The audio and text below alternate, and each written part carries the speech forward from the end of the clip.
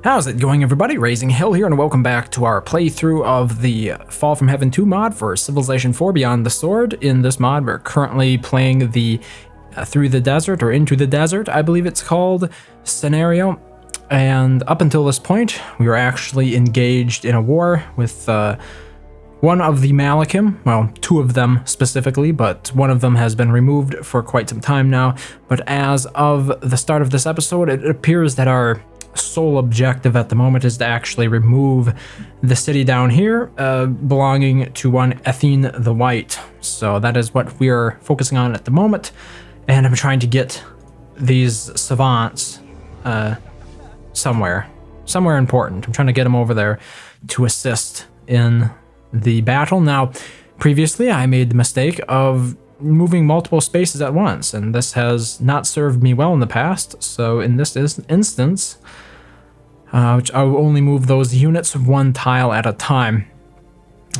Already we have to decide what should be built in this next building. This is a coastal city, and I thought we had actually, here we go. We have caravels now, so I wanted to go over and explore this island way up here. I kind of doubt there's going to be anything interesting, but I'm willing to divert some of my resources in that direction for the sake of my own curiosity, I suppose you could say. Oh my goodness, another ritualist. Yes, indeed, we're promoting these for the additional speed, as they're not a unit that is very likely to actually ever see any sort of physical combat, I guess you could say. Let us talk to the dwarves. He doesn't like me. As a matter of fact, first I'm going, just to make sure, if I end up making peace with him, I want to make sure that my units end up on my side of the borders and not trapped between his land and my lands, if that makes any sense.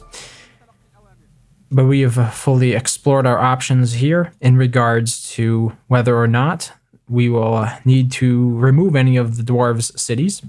Since he doesn't have the religion, the Empyrean religion, in any of his cities, we do not have to, and therefore it is almost advisable to make peace with him at this point. He will obviously not capitulate, but he's willing to give us a couple of technologies simply for defeating that one. I think he sent over like 1 or 2 galleys, and already he's been convinced that it would be better for us to sign a peace deal. So got a couple of technologies out of that. Never a bad thing. I think that was a fair... I'll count that. I'll chalk that one up as a win for myself. Interestingly enough, now I have a Thane of Kilmore. Where did this guy come from? We, I guess, can expend him to increase the culture in this city. I have no use for such a unit, though, in my military, I guess. A weak way to put it, but yeah. So, my vampires looking pretty good. A couple of new promotions for some of them, I think. Let's see here. This one is well promoted indeed. The great thing, I believe, let's see here. What do we have? I'm just looking for the promotion. Yeah, if I promote my vampires for additional combat promotions, that means that their summons will get better promotions when I summon them. So that's why I'm going to be promoting that unit, as well as, I believe, this one. I don't think there's anything more interesting. Allows regeneration, no. I think we'll promote for combat 4 here. So just as an example, if I go ahead and summon a Spectre now, the Spectre will have the Empower 4 promotion. This is only plus 10 strength.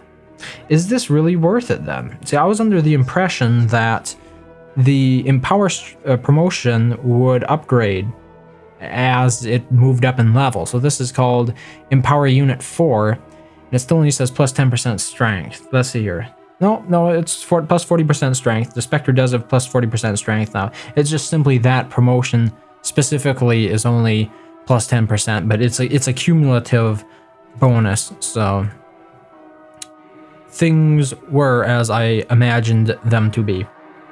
So let's advance onwards. I don't know if I actually need these catapults. I pretty much decided that I was going to waste them on the nearest city stack of units that I could find. As a matter of fact, this vampire might still come in handy. Yes, indeed. cast the haste promotion, and that will help our ritualists, I believe. Do ritualists receive the haste promotion? Yeah, they do.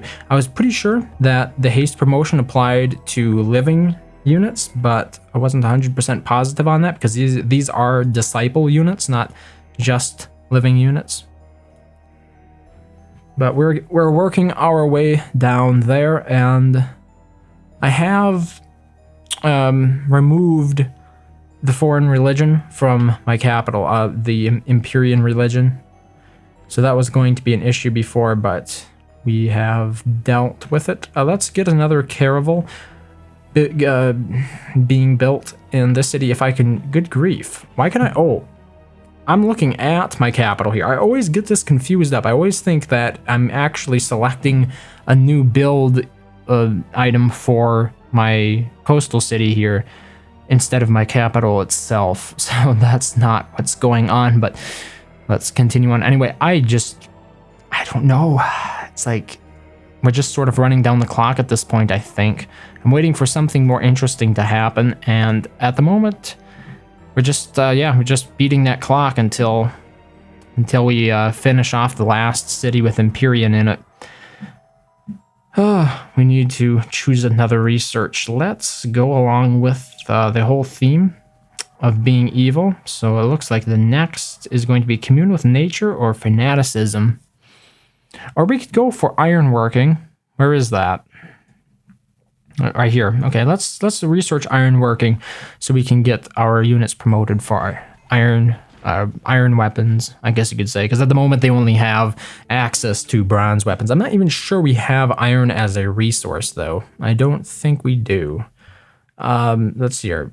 We can look for general resources. That's what iron would be under. And as you can see, we have copper, horses, but no iron. So I would actually have to take a city with iron next to it, and those seem to be a bit few and far between.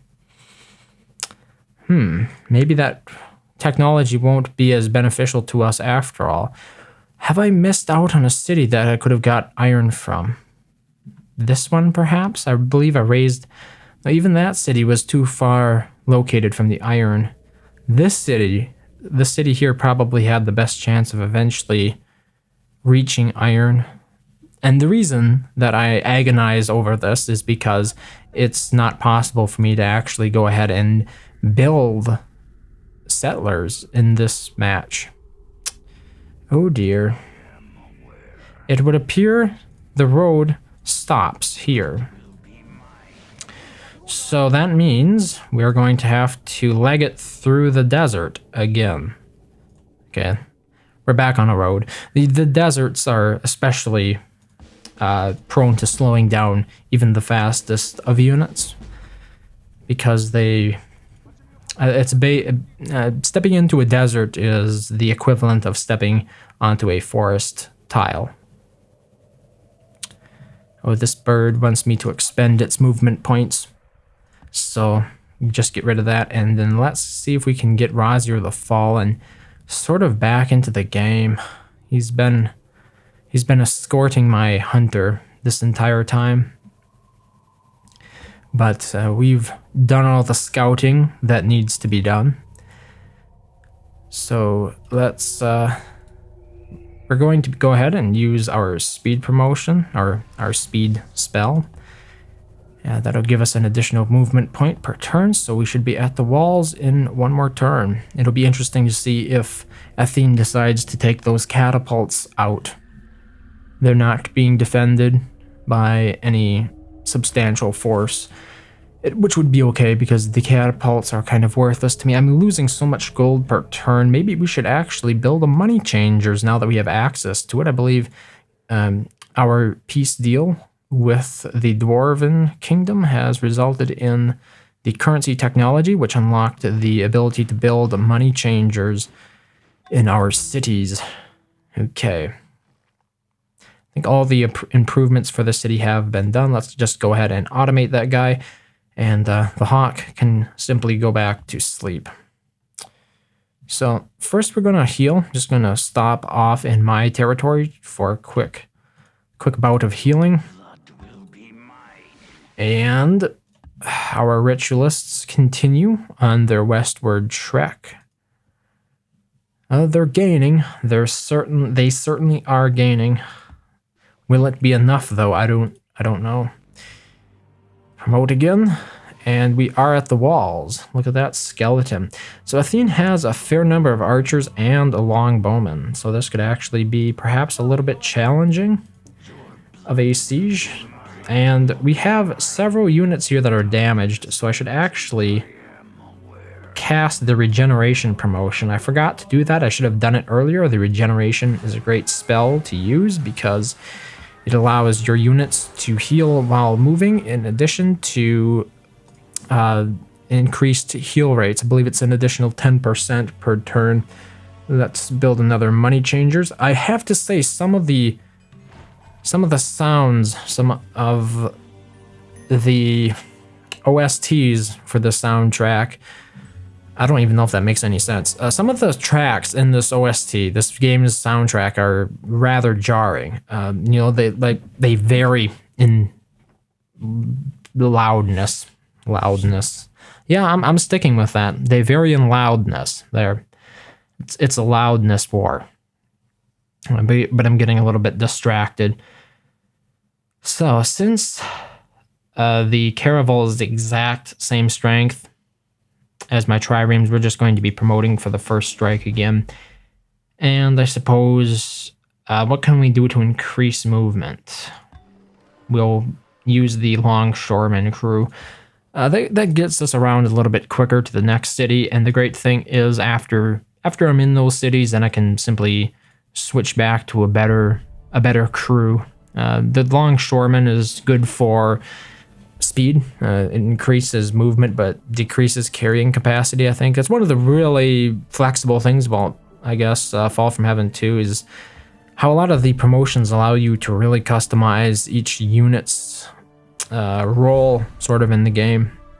Let's see if we can bring these defenses down. I'm not even sure we need to go after that city. We could just hot leg it towards the city of something that I can't pronounce, and therefore I'm not going to make a mockery of myself and it by attempting to do so. But Gahir Abbey, yeah, I'll attempt to pronounce that. The defenses are going down a little bit slowly, I have to say. Catapults might be welcome in this scenario. So she does have walls around that city, as well as a pretty decent culture bonus. Let's heal 4 turns. Wow, some of my vampires apparently are quite injured. Where's that money changer? There we go. I'm ready to be in the green per turn. Like, Chariot has withdrawn from combat with your ritualist. What the? Oh, look at that. That certainly is a chariot. And it looks quite ready to die, believe it or not. I never intended the ritualists to engage in physical combat, I guess you could say, but it looks like we're not given much of a choice. I'm a little bit concerned about running through here. Looks like we're going to be capturing some workers. So look at that. Another barbarian city has sprung up in addition to all of these barbarian bears. But we have the ability to cast a specter that can take the brunt of the damage for us, right? Yeah, there goes that sound track again. Very, very loopy, very off the handle. So what do we want in terms of promotions? Probably just combat 1. Do I dare defend? Yes, my catapults. I've just realized she doesn't have any offensive, not offensive. Yeah, I guess they are offensive units, attacking units, you know. Simply escaped her, apparently, the idea of building some. So she's primed for defense, but not attacking. So we don't have to really worry too much about defending our stacks. A little bit. Ooh, I think for the next turn we shall attack, but for this turn we're gonna bring in the skeletons. So that's always fun. Look at all those skeletons. How many do you think we have? We have at least as many as we do vampires. We have 11 skeletons, and then the turn after that we'll bring in the wraiths, and we're just going to throw it all at the city and see if it does enough damage. So the catapults will also be in range as well as the ritualists, so I have high hopes that we can actually deal enough damage to that city to take it over with minimal losses to our own army. So the caravel, yes indeed. I was going to promote this for strength, I believe, so it's great. Increases strength by 1 and reduces movement by 1. So next turn, it will be ready to go, in addition to my new caravel right here. So promote that up, identical to the previous one. And let's head out and see if we can cause some trouble. See, maybe we can explore that area. There was a little island up there of sorts. So, what is up next? Oh, we have another bear. Imagine the odds. Another bear so quickly. The animal spawns in this game are no joke. But let's see if we can just keep moving. Okay, time to get the ritualists into position. They do have command though, yeah. So we'll be able to get them all in this one square, like that. Finish off the city defenses. And let's cast some Ring of the Flames. Let's see what happens here. Look at that damage. I mean, that is no joke. The amount of damage that these ritualists can do. I mean, look at that. They're more effective than a catapult, really, when you think about it. Good grief. You have to question the balance of this game sometimes. Well, at least we got rid of one of the catapults. I kind of wanted to get rid of them anyway. And now we can grab all of our skeletons. Wow, those are some very hurt-looking archers.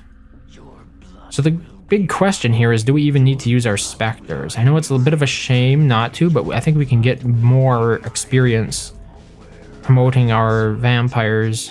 Let's see here, regeneration of that. Using our vampires to attack to get them that additional experience, because the units that are in there are pretty weak.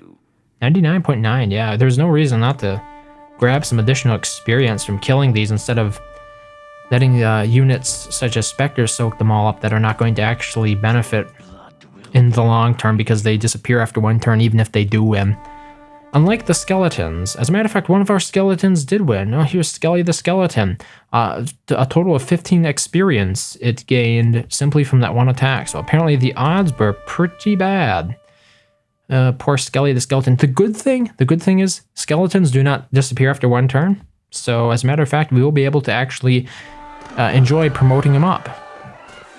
So in this, we have a World Wonder, Temple of Kilmorph. This city does not have the religion we need to remove. So I'm going to keep the city, I think. Does it also have a holy religion in it? I'm not sure. No, it doesn't. But I mean, it does have the perfect liar, plus 100% culture. But then again, I think, yeah, we're going to be completely taking her out. She only has one city left, so it might not matter in the end. I just hope she's not needed for a quest, you know what I mean?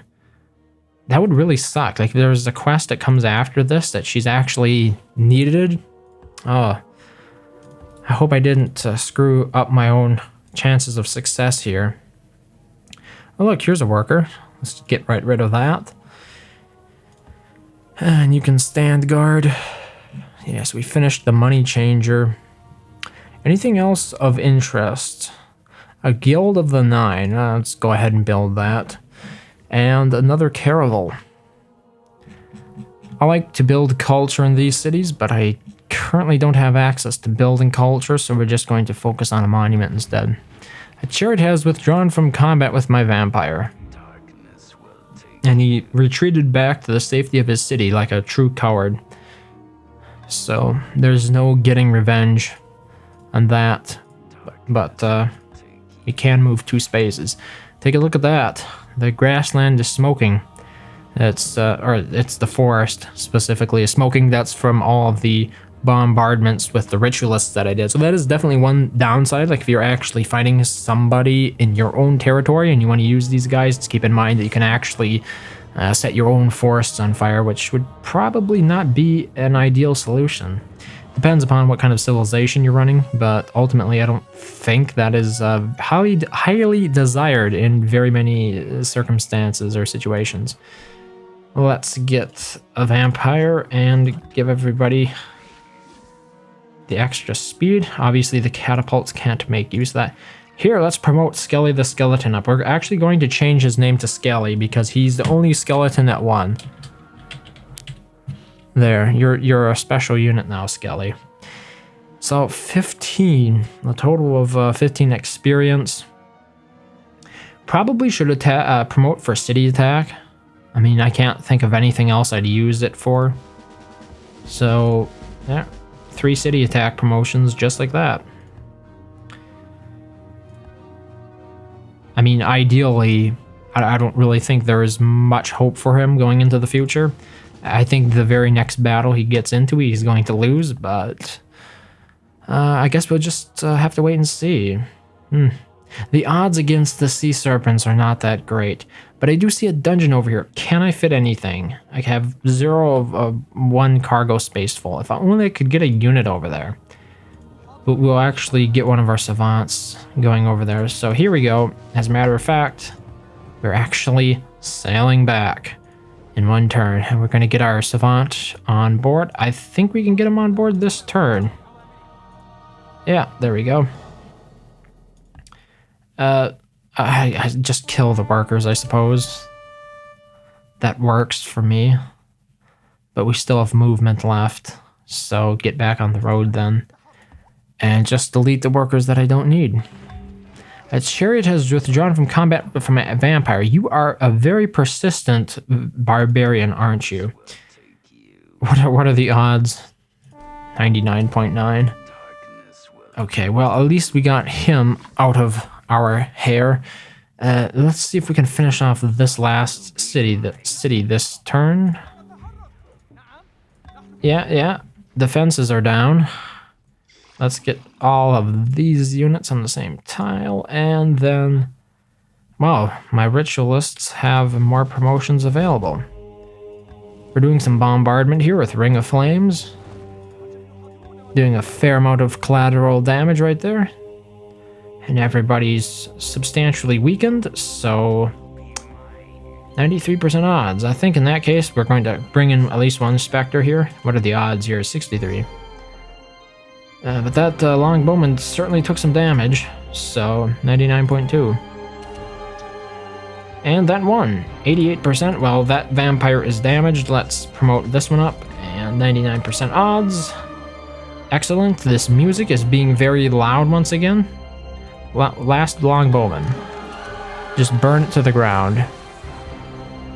Okay, it would be interesting to see if we actually completed the mission now, because I'm pretty sure we've wiped Empyrean off the face of this world. I don't think there's any of that religion left. See here, yeah, Empyrean's down to 0%, so I'm just going to do a quick save here, I think. And then we can continue on. So next turn should be an interesting turn.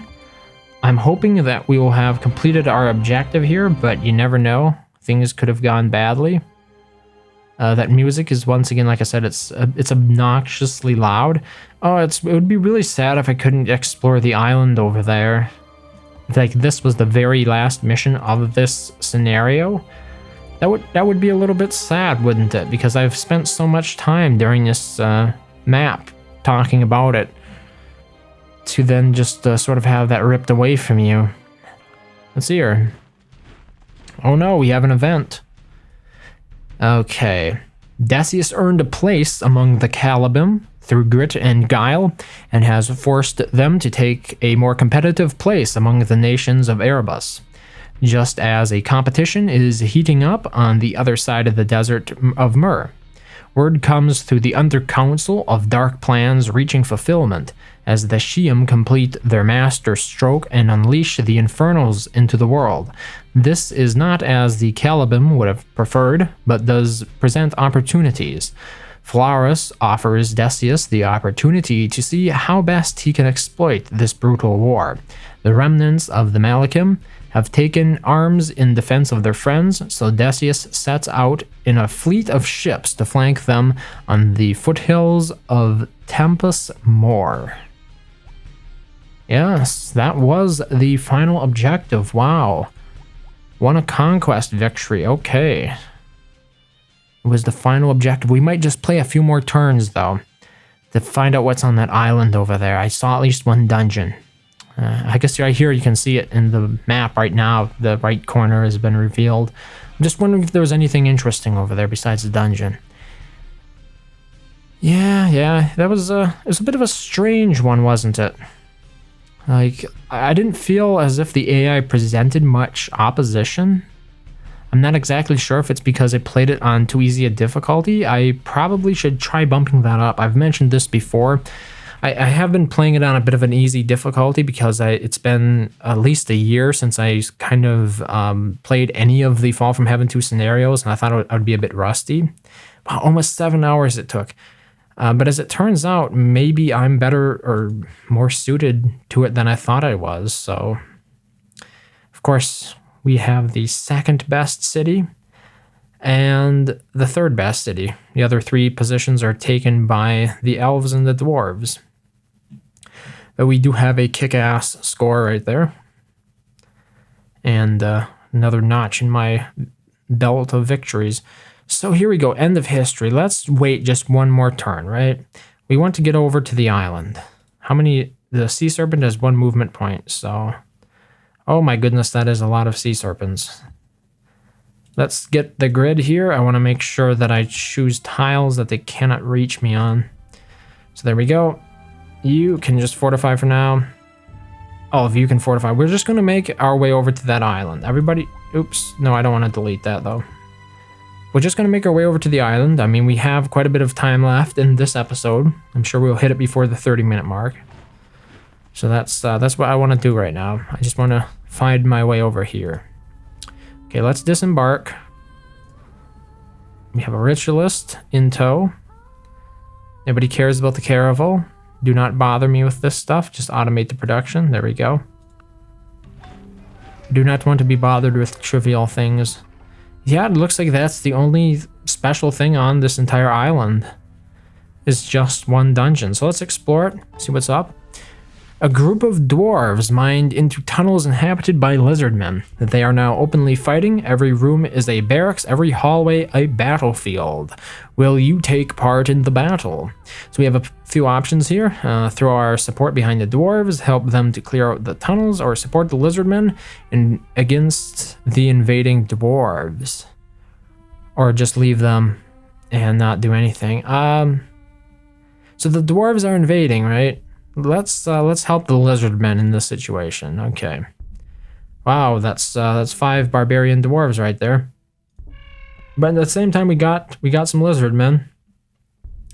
So I would ideally want to actually use my ring of fire to deal some damage to those dwarves, but that doesn't look like that's going to be happening. So let's just fortify there for a turn and see if we can make our way through this alive. Hey, look. Right there is a Thane of Kilmorph. We might as well make peace with Cain. Oh, he'll actually capitulate to me. That's wonderful. Now he's my vassal. Yay! Too little, too late. Okay. Oh my goodness, we got attacked and defeated by quite a few of these guys. But one of our lizardmen escaped. My ritualist was destroyed, though. Well, we're going to take out one of the axemen. Let's see. I want to see if I can win this battle, if they ever leave me alone. Okay. 2.8 versus 0.3. I think I'll lose. Yep. Because he would be able to promote quite nicely. So, yeah, it's like either way, no matter which side you choose, the other side, they'll give them more units than the ones you have. So you want to make sure you're well well equipped, I guess you could say. Like, you have good units that are on the tile already. If I had actually been able to just use my Ring of Flames and then damage them a bit, I think that would have completely altered the results of that entire altercation, but that simply didn't happen.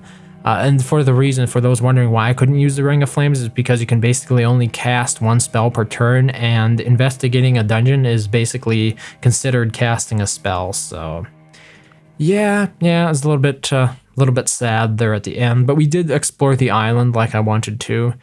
Apparently, we don't have a whole lot of this world left to reveal, but there's obviously nothing more over there. So we'll be moving on in the next episode to the next scenario as part of this campaign. So while I did win this scenario, there are more, I guess you could say, scenarios to this campaign. This campaign, I think, consists of 5 scenarios. So far we've completed 2 of them, and in future episodes we're going to be moving on to the 3rd one. The options the choices that you make in previous episodes sort of adjusts the sort of, how would I put it?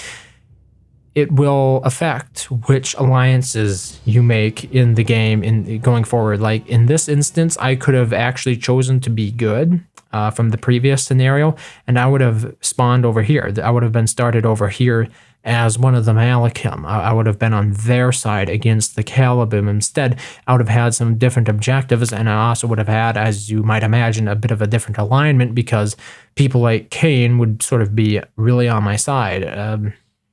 So, like, you could actually play through this entire campaign twice at least, and have a very different story and a very different objectives both times.